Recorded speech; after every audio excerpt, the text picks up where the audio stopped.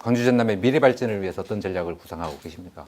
예, 광주 전남이 정말 천혜의 여러 가지 좋은 조건들을 많이 가졌습니다.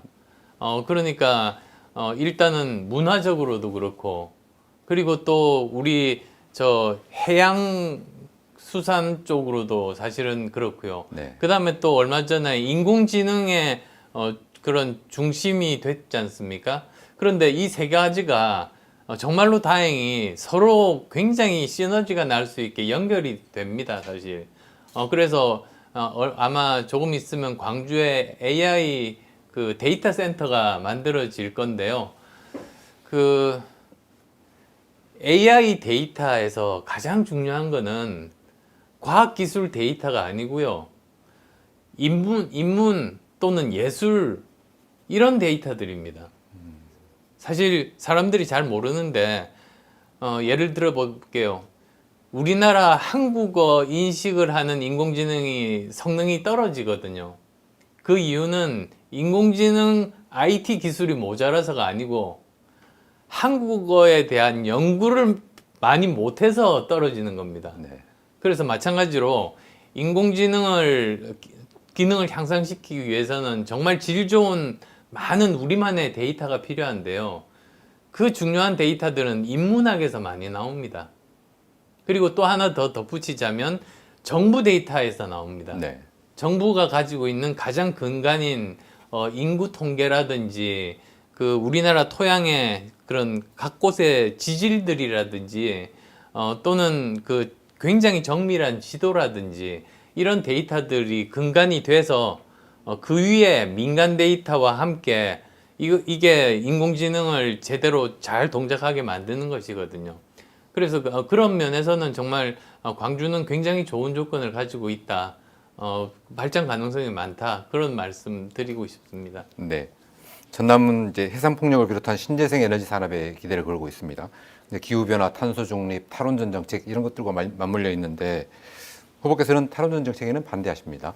네, 그렇습니다. 네. 그런 기조가 전남의 에너지 산업 발전에 혹시 걸림돌이 되지 않을까 걱정하는 분들도 있는 것 같은데. 그렇지는 않습니다. 네.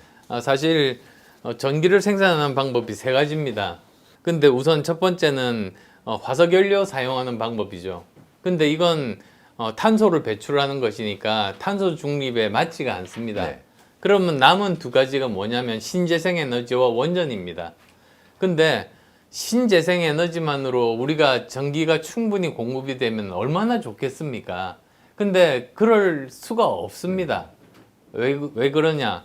우리나라는 지정학적으로 이 신재생 에너지의 효율이 낮습니다. 그러니까 바람의 세기라든지 일조량이라든지가 뭐 미국이나 유럽에 비해서 굉장히 떨어지는 편이거든요. 거기다가 또 두 번째로는 간헐성입니다. 바람이 안 불거나 밤이 되면 발전을 못 합니다. 네. 그 다음에 또 세 번째로는 땅이 굉장히 많이 필요합니다. 그런데 미국처럼 사람 안 사는 황무지가 너무나 많은 곳은 거기에다 풍력 발전소를 지어도 아무런 문제가 없는데 우리나라는 그러면 사람 살 곳이 부족하고 그 농지가 부족해지는 문제가 있거든요. 그 다음 또 네 번째로는 생산 단가가 비싸다 보니까 뭐 개인들의 전기요금이 오르는 것도 오르는 거지만 우리나라 공산품들의 가격 경쟁력을 잃어버려서 수출에 막대한 손실을 볼 수가 있습니다. 사실 그래서 이것만으로는 안 되고 원전을 함께 써야 된다. 그런 말씀을 드리고 싶습니다. 네. 신재생 에너지 기술이 발전할 때까지 한시적으로 원전을 가동해야 한다는 생각이십니까? 아니면 앞으로도 쭉 원전과 같이 병행해야 한다고 보시나요? 사실 앞으로도 쭉 병행해야 되는 이유 중에 하나는 네. 우리나라는 전력 면에서는 섬입니다. 북한과도 전력선이 연결되지도 않고 중국도 일본도 안 그렇지 않습니까? 우리는 자립해야 되는 그런 나라입니다. 근데 예를 들면 유럽의 독일 같으면 신재생 에너지를 굉장히 많이 씁니다. 네. 근데 그게 가능한 이유는 이 간헐성, 그러니까 바람이 안 불거나 밤이 돼서 전력 생산이 낮아지면 전력선이 프랑스와 연결이 되어 있어서 프랑스에서 그냥 사옵니다. 그러니까 아무런 문제가 없습니다. 네. 근데 우리는 지금 거의 섬나라 같은 수준의 우리가 독자적으로 전기 생산을 일정 수준 계속 유지를 해야지 블랙아웃 같은 사태가 생기지 않기 때문에 결국은 우리는 계속 신재생 에너지와 이 원전의 에너지 믹스를 사용하는 수밖에 없다. 그런 생각이죠. 네. 이제 코로나 위기를 겪으면서 이제 공공의료의 중요성이 커졌습니다. 그런데 전남에는 의과대학이 없고 광주에는 공공의료원이었습니다. 이 문제는 어떻게 해결해야 한다고 보십니까? 저는 공공의료원을 짓는 게 정말로 필수라고 봅니다. 네. 왜 그러냐? 코로나19가 끝이 아닙니다. 아마 다음 대통령의 가장 중요한 일 중에 하나는 임기 초반에 코로나19를 빨리 종식시키고 임기 중에 또 올 수 있는 이 바이러스에 대해서 제대로 방어하는 일을 해야만 되죠. 생각해 보시면 알 수 있습니다. 노무현 대통령 때 사스가 왔습니다. 네. 바로 그 다음 대통령인 이명박 대통령 때 신종플루가 왔습니다. 바로 그 다음 대통령인 박근혜 대통령 때 메르스가 왔습니다. 바로 그 다음 대통령인 문재인 대통령 때 지금의 코로나19가 왔으니 다음 대통령 때 또 하나 더 온다는 건 명확합니다. 그래서 이것을 위해서 우리가 갖춰야 되는 게 두 가지입니다. 우선은 첫 번째로는 지금 그런 공공의료시설, 특히 감염병 전문 병원들을 지역마다 세워야 됩니다. 그리고 또 두 번째는 우리가 백신 주권 국가가 되어야 됩니다. 우리 스스로 백신을 개발할 수 있는 능력이 되어야 이번처럼 백신 없어서 못 맞는 사태를 이렇게 오랜 기간 고통을 받는 이런 일은 없어질 겁니다. 수도권과 지방 격차가 너무 커져서 이제는 지방 소멸을 걱정하고 있지 않습니까? 지역 균형 발전을 위한 정책들은 지금 구상하고 계신 게 있으시죠? 저는 지역 균형 발전을 철학으로 가지고 있습니다. 그리고 지역 균형 발전의 핵심은 민간 기업을 유치하는 겁니다. 우리가 지금까지 해왔던 것은 공공기관을 지역에 이전하는 것이었는데 네. 그게 크게 효과가 없다는 것은 이미 다 알고 있지 않습니까? 근데 정말 큰 좋은 기업을 유치하게 되면 그러면 그 기업뿐만 아니라 그 주위의 협력업체들 그리고 또 그 사람들을 위한 여러 중소 자영업자분들까지 해서 지역 경제가 살아날 수 있거든요. 근데 불행하게도 우리나라 지자체가 그렇게 자기가 자율적으로 좋은 조건을 꺼내가지고 민간 기업을 유치할 수 있을 만한 법적인 권한이나 재정권이 없다는 게 문제입니다. 네. 예를 들어서 말씀드릴게요.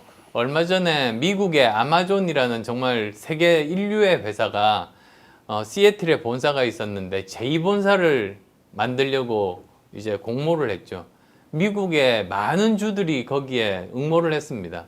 그래서 버지니아 주가 거기에 선택이 돼서 지금 짓고 있습니다. 근데 뭐 정확한 조건들은 잘 모르겠습니다만 제가 대강 들은 바에 의하면 예를 들면 공공부지를 100년 이상 무상으로 임대해주고 10년 이상 법인세 안 받고 그리고 또 아마존에서 꼭 필요로 하는 인재가 있으면 거기서 제일 좋은 대학에 그 전용 학과를 만들어서 인재를 키워서 공급해 주겠다 이 정도였었거든요. 네. 그러니까 유치를 했죠. 그러면 우리 광주와 전남이 그럴 권한이 있는가? 없거든요, 사실. 그래서 중요한 것은 이제 다음 정부에서는 정말 진정으로 지역 균형 발전을 이루려고 하면 두 가지를 해야 됩니다. 네. 첫 번째, 중앙 정부가 독점하고 있는 이런 법적인 권한과 재정권을 기업을 유치할 수 있을 정도 수준의 권한을 지방 정부에게 이양을 해야 됩니다. 그 다음에 또 두 번째로는 광역 경제권을 만들어야 됩니다. 사실 지금 제일 먼저 시작한 데가 부울경이거든요. 네. 대강 그 사회학자들이 이렇게 말합니다. 그 전체 인구가 한 500만 전후가 되면 자생적으로 거기에서 경제가 발전하고 선순환이 돼서 발전할 수 있다는 그런 논리거든요. 네. 그래서 아마 거기가 첫 번째 모델이 될 텐데 저는 광주 전남도 전체 합하면은 400만이 되지는 않지만 아마 이게 선순환돼서 제대로 그 굴러가기 시작한다면 사람들이 더 모일 수 있을 거라고 봅니다. 그리고 사실 좋은 대학 나온 광주가 교육도시 아닙니까? 네. 좋은 대학 나온 친구들도 수도권에 취직하는 것이 아니라 고향에서 취직할 수 있는 것이죠. 그렇게 되면 충분히 그 경제 규모 또 인구가 확보될 수 있다. 그래서 그 두 가지가 제 균형 발전의 그 전략입니다. 지방 분권과 메가시티 전략. 그렇습니다.